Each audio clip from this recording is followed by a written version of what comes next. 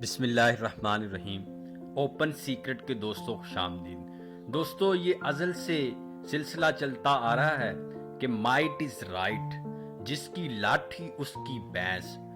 دوستو، بالکل اسی طرح بر صغیر میں جب انگریز حکومت آئی تو ان کی لاٹھی تھی، اور جو وہ چاہتے تھے وہ کرتے تھے۔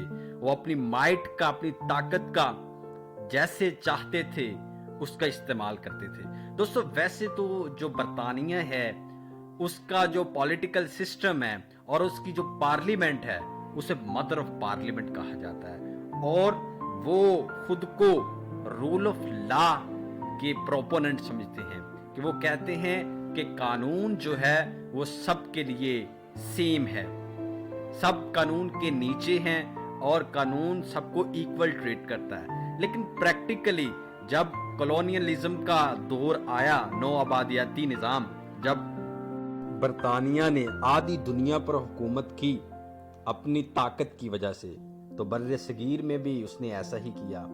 بر صغیر جو ان کی کالونی بن چکا تھا وہ ہی اس کا نظم و نسق چلاتے تھے اپنی مرضی کے مطابق۔ تو دوستو، اسی دوران جب وہ بر صغیر میں اپنی حکومت ایکسرسائز کر رہے تھے، ایک واقعہ پیش آیا۔ اس واقعے کو کوما گاٹا مارو کے نام سے یاد کیا جاتا ہے۔ دوستو، یہ کوما گاٹا مارو کیا تھا، اسی کے بارے میں ہم بات کریں گے۔ دوستو، ایک سکھ تھے بابا گردوت سنگھ، جو سنگاپور میں ٹھیکیداری کرتے تھے۔ انہوں نے ایک کمپنی بنا رکھی تھی، بابا گرو نانک اسٹیمر کمپنی۔ وہ اس کے ذریعے بحری سروس پرووائڈ کرتے تھے۔ انہوں نے ایک بحری جہاز خریدا، جاپانی تجارتی جہاز تھا جس کا نام تھا کوما گاٹا مارو۔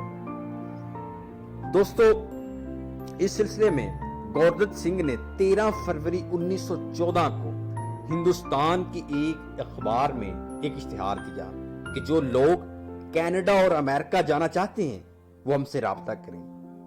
یہ اشتہار آتے ہی لوگوں نے ان کے ساتھ رابطہ کرنا شروع کر دیا اور اپنی سیٹیں جو ہیں وہ بک کروانا شروع کر دی انہوں نے۔ دوستو، یہ جہاز ہانگ کانگ سے کینیڈا جانا تھا، اور ہانگ کانگ کی حکومت نے اسے غیر قانونی سا قرار دیا اس سفر کو۔ تو انہوں نے بہت سی رکاوٹیں کھڑی کی، جس کی وجہ سے جتنے مطلوبہ مسافر تھے اتنے وہاں سے سوار نہ ہو سکے۔ تو پھر راستے سے اس بحری جہاز میں بہت سے جو مسافر ہیں وہ بیٹھے۔ ان میں سے شنگھائی سے 11 بیٹھے، اس کے بعد موجی سے 86 اور یوگاما سے 14 مسافر اس پر سوار ہوئے۔ اسی طرح کرتے کراتے اس جہاز پر 376 جو ہندوستانی مسافر تھے وہ بیٹھ گئے اپنی سیٹوں پر، اور وہ وینکوور کی طرف روانہ ہو گئے۔ دوستو، ان مسافروں میں 351 جو تھے وہ سکھ تھے، اور جو 25 تھے وہ پنجابی مسلمان تھے۔ اور یہ جہاز 21 مئی 1914 کو وینکوور کے قریب ایک جگہ ہے جسے کہتے ہیں بریڈنلٹ، وہاں پہنچا تو کینیڈا کی حکومت نے اسے لنگر انداز نہیں ہونے دیا۔ وہاں انہوں نے کہا، آپ کہاں سے آ گئے ہو؟ انہوں نے بالکل منع کر دیا کہ یہ جہاز ادھر نہیں لنگر انداز ہو سکتا۔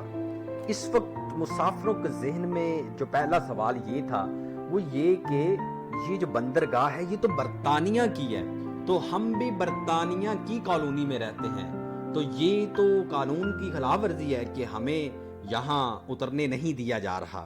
تو یہ ایک بڑا سوال تھا۔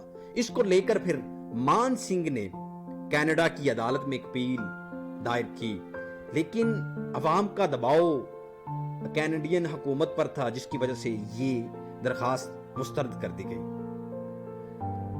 دوستو، یہ جو واقعہ تھا یہ برطانوی جو پالیسی تھی رول آف لا، اس کی سراسر وائلیشن تھی، جو وہ 1858 میں برطانیہ حکومت میں ادھر بر صغیر میں لے کر آیا تھا، جس کی روح سے کہ جو برطانیہ کی کالونیز کے لوگ ہیں وہ دوسری کالونیز کے ساتھ تجارت کر سکتے ہیں، لیکن یہ بالکل اس کی وائلیشن تھی۔ تو دوستو اب سب سے بڑا سوال یہ تھا کہ مسئلے کو حل کیسے کیا جائے۔ اسی سینیریو میں انڈین جو لوگ تھے، جو انڈیا میں بر صغیر میں رہتے تھے، انہوں نے جو اس وقت کا لارڈ تھا، لارڈ ہارڈنگ وائسرائے، اس سے احتجاج کیا کہ وہ ہمارے جو لوگ ہیں ان کو وہاں اترنے نہیں دے رہے، جہاز کو لنگر انداز نہیں ہونے دے رہے۔ وہ کہتے ہیں کہ یہ ہانگ کانگ سے آتا ہوگا کینیڈا آیا، تو لہٰذا ہم بھی ان پر پابندی لگاتے ہیں کہ جو بھی ادھر سے آئے گا یعنی کینیڈا سے، ہم بھی اسے بر صغیر میں داخل نہیں ہونے دیں گے۔ تو لوگوں کی یہ سوچ کو دیکھ کر لارڈ ہارڈنگ نے ایک معقول سی بات کی اور کہا کہ اس تجویز پر غور کریں گے یا تاکہ لوگوں کا جو غصہ ہے وہ ٹھنڈا ہو جائے۔ لیکن اس کے بعد اس نے ایک سٹیٹمنٹ جاری کی۔ وہ سٹیٹمنٹ کیا تھی؟ اس نے کہا جو ہماری سلطنت ہے اس میں سیلف گورننگ یونٹس ہیں، یعنی خود مختار وحدتوں کا یہ مجموعہ ہے۔ سیلف گورننگ کا مطلب یہ ہے کہ کچھ وہ اپنے اصول ضابطے خود وضع کرتے ہیں۔ اسی طرح جو کینیڈا ہے وہ بھی سیلف گورننگ یونٹس میں آتا ہے، اور اس نے جو اپنی امیگریشن پالیسی ہے وہ خود وضع کی ہے، لہٰذا ہم اس میں انٹرفیئر نہیں کر سکتے۔ تو اس پر پھر احتجاج ہوا اور کانگریس نے ایک میٹنگ بلائی جس میں دوبارہ پھر یہ بات کہی گئی کہ جو وہاں سے کینیڈا سے لوگ ڈائریکٹلی بر صغیر آتے ہیں تو ان کو بھی روکا جائے۔ دوستو جہاز کے جو مسافر تھے ان کے پاس خوراک اور پانی کی کمی ہو چکی تھی، 2 ماہ سے وہ جہاز میں ہی مقید تھے۔ اس کا جو عالمی پریس ہے اس میں بھی پرچار ہوا، اور اس کے بعد کینیڈا کی جو حکومت تھی اس نے حکم دیا کہ اس جہاز کو واپس لے جایا جائے۔ لیکن سوال یہ تھا کہ ایک جہاز جس میں خوراک کی کمی ہے، پانی نہیں ہے، وہ کس طرح واپس جا سکتا ہے؟ میلوں کا سفر کر کے واپس کولکتہ کیسے آ سکتا ہے؟ تو یہ ایک بڑا سوال تھا۔ لہٰذا پریشر کو دیکھتے ہوئے کینیڈا کی حکومت نے یہ فیصلہ کیا کہ ان کو خوراک دے کر واپس کر دیا جائے، اور ایسا ہی انہوں نے کیا۔ انہوں نے 21 جولائی 1914 کو جہاز کو واپس جانے کا خوراک دے کر حکم دے دیا۔ دوستو اسی اثناء میں ابھی جہاز رستے میں ہی تھا کہ 5 ستمبر 1914 کو حکومت ہند نے ایک نیا امیگریشن آرڈر جاری کر دیا کہ جس کی روح سے جو بھی ہندوستان میں داخل ہوگا اس کو حکومت ہند روک کر اس کی تلاشی لے سکتی ہے۔ لہٰذا 29 ستمبر 1914 کو جب جہاز دریائے ہگلی کے دانے بج بج کے مقام پر پہنچا تو حکومت نے نئے جاری کردہ آرڈیننس کے مطابق مسافروں کی تلاشی لینا شروع کر دی۔ دوستو اسی دوران مسافروں اور پولیس کے درمیان ایک جھڑپ ہوئی اور پولیس نے اندھا دھند فائرنگ کر دی، جس کے نتیجے میں جو مصیبتوں سے نکلتے نکلاتے جو مسافر بر صغیر پہنچے کولکتہ میں، ان پر قیامت ٹوٹ گئی۔ 19 لوگوں کو موقع پر مار دیا گیا اور باقی جو بچے ان کو گرفتار کر لیا گیا۔ دوستو اس پر پورے ملک میں احتجاج ہوا، اور جو حکومت برطانیہ تھی اس نے یہ عذر پیش کیا کہ یہ جو غدر پارٹی ہے، جو کینیڈا بیسڈ پارٹی ہے اور انقلابی پارٹی ہے، جو چاہتی ہے کہ بر صغیر سے برطانیہ کا تسلط ختم کیا جائے، یہ ان سے انسپائر تھے مسافر، اس لیے ان کے اندر انقلاب کے جذبات تھے، اس لیے ان کو مارا گیا یا گرفتار کیا گیا۔